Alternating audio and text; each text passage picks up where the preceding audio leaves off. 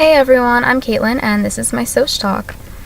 When studying the importance of mental health, sociology matters because it allows us to open our minds and view life from the perspective of others, using our sociological imagination, the interactionist perspective, and understanding that the labeling theory is not a definition of an individual, but of an individual's behavior. To begin, I wanted to start by saying everyone is different. Not only do we have a genetic makeup that makes us unique, but we also have our own thoughts, feelings, emotions, and beliefs.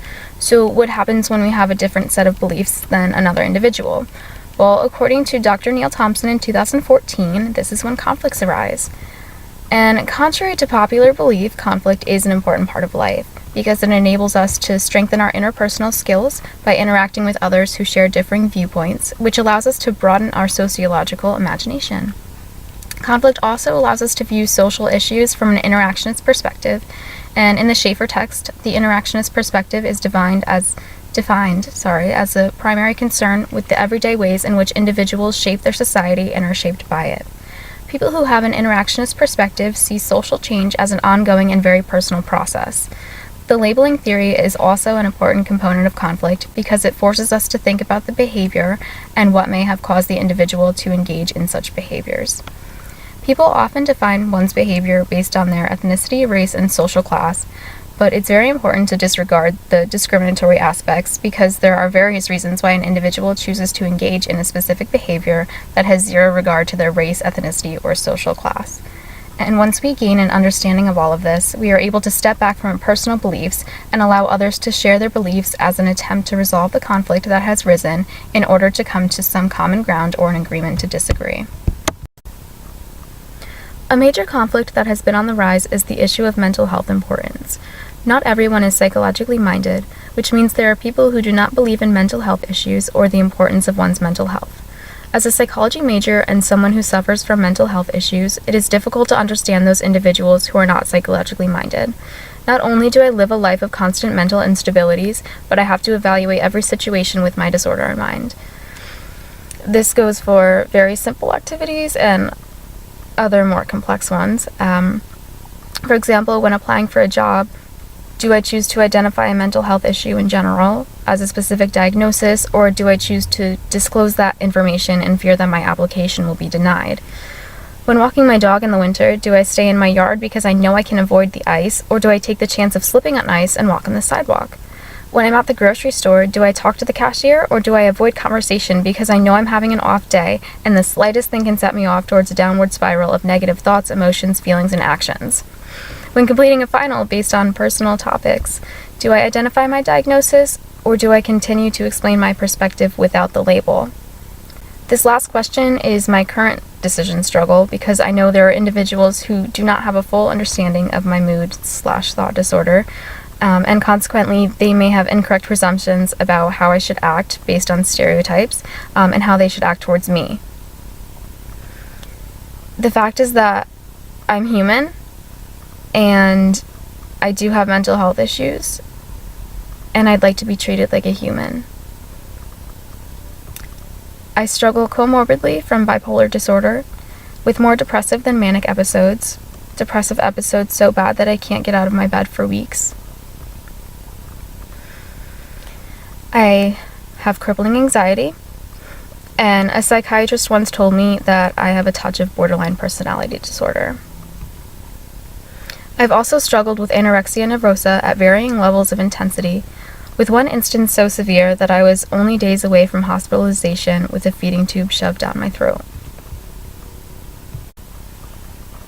Now that I have identified my personal mental health issues, I have also opened up the possibility for others to listen to this SocTalk from an interactionist perspective using their sociological imagination, or to shift their attention to something else, making my SocTalk simple background noise because their beliefs do not coincide with mine. Hopefully, I will continue to have the full attention of my viewers, but I am aware that this may not be the case because I am able to understand that everyone has their own beliefs. For all those viewing this talk, especially those who are not psychologically minded or do not believe mental health is important, I ask you to think back to the problem we discussed earlier in the semester about single stories. In a TED Talk presented by a Nigerian author, I don't want to struggle pronouncing her name, she explains the power of stories and how a single story about people or nations leads to ignorance. Humans are complex individuals who experience complex situations. With a single story, these complexities are wrongly reduced to a simplicity disregarding the many stories that make life complex. Some may believe that life would be better if it were simple. The problem in this occurs when there's an attempt to simplify something past its threshold of simplicity. We see this when teaching fractions to young children, trying to make something as simple as possible. A fraction of 2/4 can be simplified down to 1/2, and it cannot be simplified further no matter how many ways someone tries. If we take a bigger fraction, say 6/18, there are steps to reaching the simplest form. First, we can identify that 2 goes into both 6 and 18, creating a simpler fraction of 3/9. We can then identify that 3 goes into itself 1 time and into 9 3 times, simplifying the fraction of 6/18 to its simplest form of 1/3. The steps of simplifying fractions can be related to the number of stories told about one topic, which enhances our understanding and minimizes our ignorance of the topic. By sharing my personal story of why mental health is important, I have increased the number of mental health stories, hopefully increasing awareness of its importance as well. Along with sociological imagination, sociology matters when discussing the importance of mental health because of the interactionist perspective and the labeling theory. Through the interactionist perspective, we use stories and experiences from everyday life to shape our society and ourselves as individuals. In Shane Koizen's TED Talk, To This Day for the Bullied and Beautiful, he not only shares his story of struggle, but also his story of triumph. Even as someone who is psychologically minded and takes the mental health of others into consideration, I was still touched, moved, and learned from this talk. Shane formulated an eye-opening take on his personal struggles and learned coping skills in such a way that made his audience think about the harmful ways society is teaching our children to treat others and how to change that. This introduces the issue of labeling. We label some children as bullies and bad students because they deviate from the social norm of children who are respectable and complete their work. The labeling theory suggests the children labeled as bullies and bad students received their label based on components such as race, ethnicity, and social class. While this may be true for some cases, it's not the whole truth. When looking at a child of ethnic background, they may not be completing their work because they don't have as good of an understanding of English as their teacher thought. Instead of labeling this child as a bad student, it's important to think of the multiple aspects as to why they're not completing their work efficiently. This is when the importance of behaviors comes into play. In this example, the teacher should pay more attention to the student's behavior to determine the reason they have been labeled as a bad student. So if we use the scientific method and create an experiment, the student would be observed, and the teacher would most likely notice the lack of verbal communication and the large amount of nonverbal communication between the student and his peers. That's when we question why the student would behave in such a way that he communicates primarily nonverbally instead of verbally. So then we dig deeper into the situation of this particular student in order to correctly label him instead of calling him a bad student.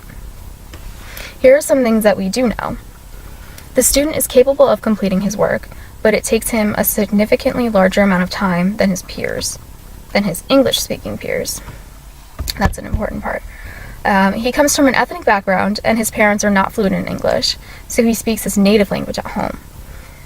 While doing this, he is lacking practice of his English skills, which would explain why he chooses to communicate non-verbally to his peers so he knows they can understand him. Knowing this information, who would still label this child as a bad student? Hopefully no one, because this child is not a bad student. He's a student of ethnic background who lives in a primarily non-English household who has adapted to his deficiency of English skills by learning to efficiently communicate in a non-verbal manner. I thought of this as an example because by wrongly labeling this child as a bad student has further increased his risk of being treated like the stereotypical bad student who receives poor grades, does not receive proper help from educators, and is given less academic attention and more disciplinary attention. For this child to stop being a bad student, he needs academic assistance, not disciplinary actions. Increasing the disciplinary action on a bad student for whatever reason increases the negative views of himself until he has a firm belief that he is a bad student, and his actions begin to become more deviant, possibly leading him down the path of becoming a bully since he has been wrongly treated and labeled for not completing his work. I can relate to this on a personal level. I have a 9-year-old brother and sister, and I primarily raised them. Last year, I noticed that my brother, Kevin, he was struggling in school, and he's a very, very smart child. He is now in the accelerated learning program, and I believe he's on the autism spectrum because reasons, psychology major, all these things. Anyway, last year, his teacher would try to tell me and my mom that he needed to go into special programs to get more help academically. And we knew this was not the case. You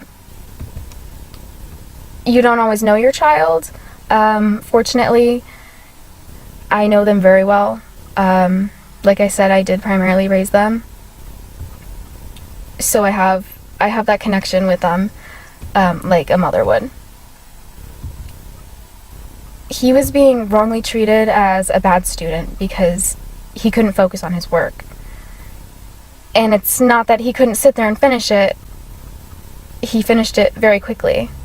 And he wouldn't have anything else to do and he'd be bored. So he'd cause trouble. He wouldn't meaningly cause trouble, but he'd start talking to his friends because he was bored and he didn't have anything to do. So once I figured out that they were wrongly labeling him as a bad student, I did the mom thing to do. And I went to the school and, well, when I was on break, I went to the school and I had a meeting with the principal, who was my principal when I was in that school, and his teacher, who was also my teacher when I was in that school. So I had a personal connection with both of these people, and they remember me as the very shy, soft-spoken little blonde girl running through the hallways. And now I was sitting there in front of them, acting like a mother to a child that was not my child, but my brother. And explaining to them, they're my elders, explaining to them he's not a bad student. They tried to look at me and tell me that I was wrong. I don't like when people tell me I'm wrong, especially when I know I'm right, because I try to not say anything unless I know I'm right or that my opinions are valid.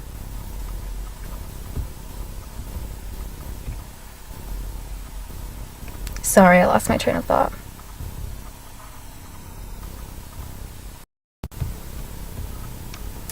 So anyway, I sat there in the principal's office talking about my younger brother and explaining that he's not a bad student, he's bored. And he needed more work. This conversation went on for about an hour and a half. And afterwards, they thanked me for opening their minds and opening their eyes to something that a lot of students are probably struggling with, because we teach our children to pass standardized testing, and that's not how education should be.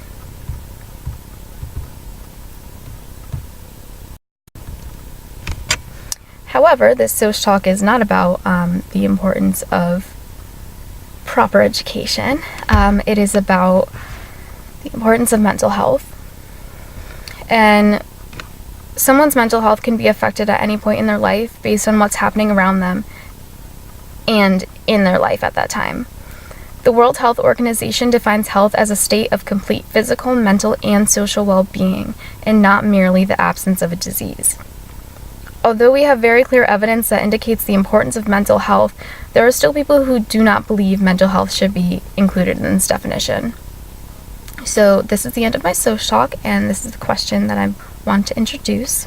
As a society, are we able to increase awareness on the importance of mental health, and what are some options to do so? Thank you for listening.